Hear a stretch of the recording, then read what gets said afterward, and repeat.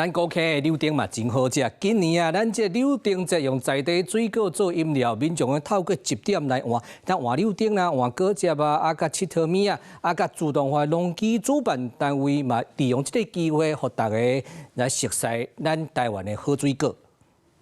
今年高坑柳丁推广行销活动，定式的季节开幕了，带民众来熟悉各种品种的柑仔类。其实水果不是只有直接吃果实哈，还有它有很多种创意。隔壁还有一个柑橘馆。古坑柳丁可以说是全国种植面积最高的大家农民都有在做产销履历。现场有真侪农民亲身来摆摊下，会当随试食，嘛有农机业者，互民众了解柳丁生产过程的细节。新的品种。 就是帝王柑啦、红姜橙、摘丁、大白柚、葡萄柚，当地柳橙、凤梨为基底，然后再加入我们的那个浓缩咖啡，做成了水果美式。大家都老化的很严重，他们都希望做一些比较省力化。我们古坑的柳丁要去做香橙的生乳卷。业者发挥创意，做农产加工品，互民众多方来了解柳丁。